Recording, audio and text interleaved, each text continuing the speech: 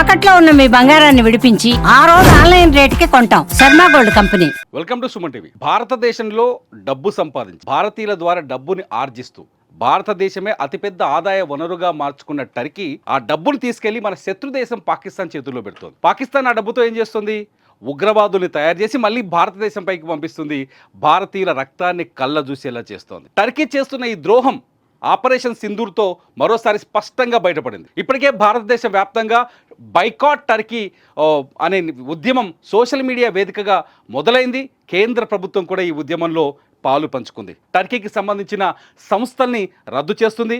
ఏదైతే ఎయిర్పోర్ట్స్లో ఇండియన్ ఎయిర్పోర్ట్స్లో ఏదైతే కీలకంగా సెక్యూరిటీ క్లియరెన్స్ సెలబీ సంస్థ ఏదైతే ఉందో సెక్యూరిటీ క్లియరెన్స్లో ఆ సెలబీ సంస్థని కూడా తొలగించేసింది.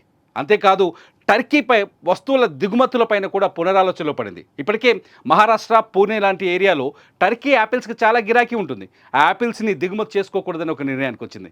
ఇదంతా పక్కన పెడితే ఇవాళ ఇంకొక కీలకమైన విషయం వెలుగులోకి వచ్చింది. ఏంటి అంటే టర్కీ ఇండియాలో జరిగే డెస్టినేషన్ అంటే ఇండియన్స్ చేసుకునే డెస్టినేషన్ మ్యారేజెస్ వల్లే ప్రతి సంవత్సరం $140 మిలియన్ ఆదాయాన్ని సంపాదిస్తోంది.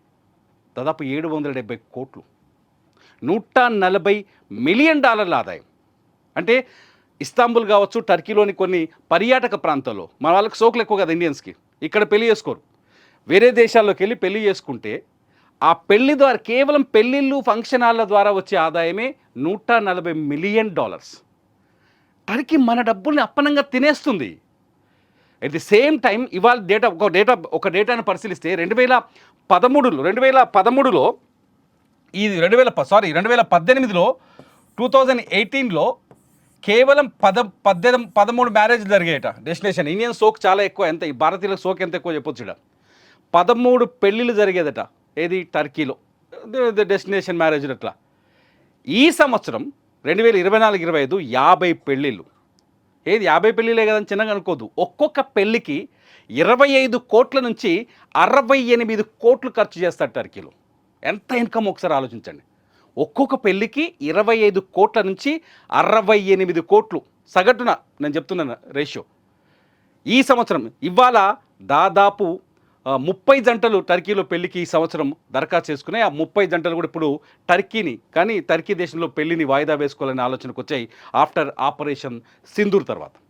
ఆపరేషన్ సింధూర్తో ఇవాళకు ఉన్న లెక్క ప్రకారం దాదాపు $90 మిలియన్ నష్టం టర్కీకి ఏర్పడింది.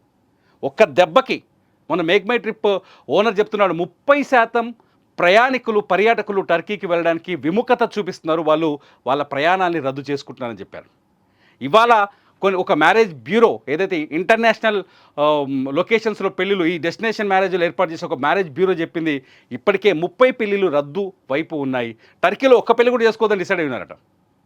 దాదాపు $90 మిలియన్ అమౌంట్ నష్టపోయే అవకాశం ఉంది టర్కీ చేసిన ద్రోహానికి ఇంకా తక్కువ ఇదంతా చేసేది. భారతదేశం నుంచి పర్యాటకులు టర్కీ, అజర్బైజాన్ చాలా ఎక్కువ మంది వెళ్ళిపోతారు. అజర్బైజాన్ కూడా ఒక అందమైన దేశం. ఈ బిజినెస్ టూరిస్టులు అంతా ఎక్కువ మంది అజర్బైజాన్ వెళ్తారు. సో టర్కీ చేసిన ద్రోహానికి ఇది పరిహారం చెల్లించుకోక తప్పట్లేదు టర్కీకి. మొత్తంగా చూస్తే భారతదేశం నుంచి ఇండియా నుంచే టర్కీ ప్రతి సంవత్సరం $1,000 మిలియన్ డబ్బుల్ని సంపాదిస్తుంది. ఆ $1,000 మిలియన్ డబ్బు ఇప్పటి నుంచి ఆగిపోబోతుంది. టర్కీ మనకి ద్రోహం చేసింది. 2023లో టర్కీలో భూకంపం వస్తే మనం ఏం చేసాం? పాలు పంపించాం, మందులు పంపించాం, వైద్యులను పంపించాం. ఆ మట్టి పిల్లల కింద ఇరుక్కున్న మనుషుల్ని బయటికి తీయడానికి మనం NDRF సిబ్బందిని పంపించాం. కానీ టర్కీ ఏం చేసింది?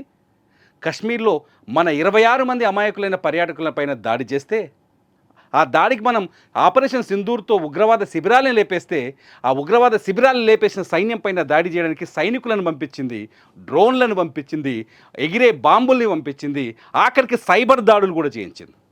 That is Turkey. మనమేమో టర్కీ టవల్ తెచ్చుకుంటాం, టర్కీ యాపిల్స్ తింటాం, టర్కీ పళ్ళు తెచ్చుకొని తింటాం, మన టర్కీ పోవాలని పరిగెత్తుకుంటూ పోతాం. మనకేమో దొరద ఎక్కువ బయటికి వెళ్ళడానికి.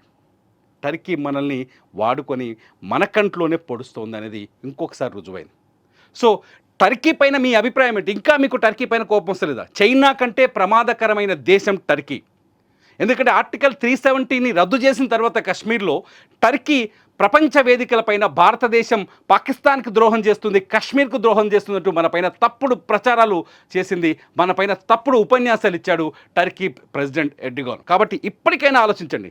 టర్కీ వస్తువుల్ని చైనా ఎప్పుడైతే లద్దాఖ్లో చైనా బార్డర్ దాటొచ్చి మనపైన దాడి చేసినప్పుడు చైనా వస్తువుల్ని, చైనా యాప్స్ని ఎలా మనం వ్యతిరేకించామో, ఒక ఉద్యమంగా తీసుకున్నామో, ఇప్పుడు టర్కీని కూడా అలా వ్యతిరేకించాల్సిన అవసరం అయితే ఏర్పడింది. ప్రభుత్వం కూడా ఆ దిశగా అడుగులు వేస్తోంది. యువత సోషల్ మీడియాలో ఆ విధంగానే ఒక ఉద్యమాన్ని, ఒక ఎజిటేషన్ నడిపిస్తున్నారు. మనం కూడా టర్కీని వ్యతిరేకిద్దామా? టర్కీ వస్తువులపైన బహిష్కరణ విధిద్దామా? టర్కీని బైకాట్ చేద్దామా లేదా? మీరు ఈ వీడియో కింద కామెంట్ చేయండి. మీ కామెంట్స్ పైన ఖచ్చితంగా నేను ఒక మంచి వీడియో చేస్తా. చూస్తూనే ఉండండి సుమన్ టీవీ.